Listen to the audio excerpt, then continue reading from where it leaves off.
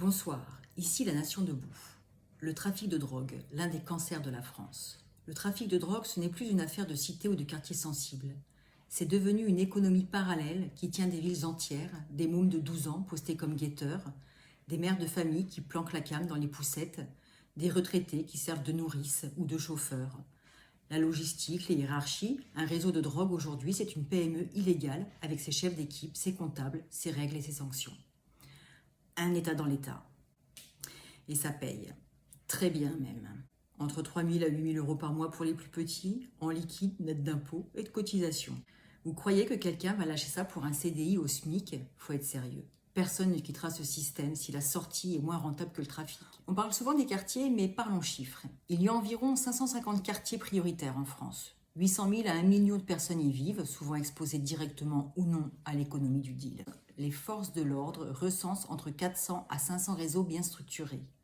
Un seul réseau peut employer 30 à 100 personnes, parfois plus. Donc on parle d'environ 60 à 80 000 individus impliqués à des degrés divers. Guetteurs, dealers, nourrices, chauffeurs, logisticiens, protecteurs. Et si on élargit à ceux qui sont sur le fil, jeunes déscolarisés, anciens détenus sans solution à la sortie, on est facilement à 130 000 personnes avec un pouvoir de nuisance considérable. Olivier Norek a écrit « Supprimer le trafic de drogue sans solution alternative, c'est lancer une grenade dans un baril de poudre. Supprimer le trafic, ils feront pire. Braquage, enlèvement, prostitution. » La question c'est on fait quoi? On fait appel à l'armée? Politiquement, ce n'est pas acceptable.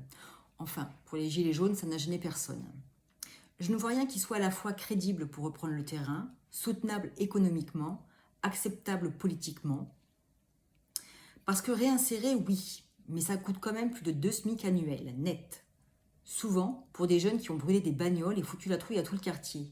Comment justifier ces dépenses à la réhabilitation à une mère qui nourrit 4 personnes avec un salaire net annuel de 17 200 €? Aucun citoyen ne peut accepter de payer la facture de la réinsertion pour ceux qui leur pourrissent la vie au quotidien, des types qui vendent de la coke à la sortie du collège. Mais ne rien faire, c'est pire. Et c'est condamner la République à une lente agonie. Zone après zone, jusqu'à ce qu'il ne reste plus rien à défendre. Il va falloir choisir entre reconquérir par la force ou changer radicalement nos priorités collectives. Et les consommateurs, on en parle? Parce qu'ils ne tombent pas du ciel, ces 130 000 trafiquants. Ils répondent à une demande massive. Et cette demande, c'est nous. C'est la société. C'est nos enfants, nos collègues, nos voisins. C'est des jeunes qui fument tous les jours pour tenir. Des cadres stressés qui sniffent en soirée.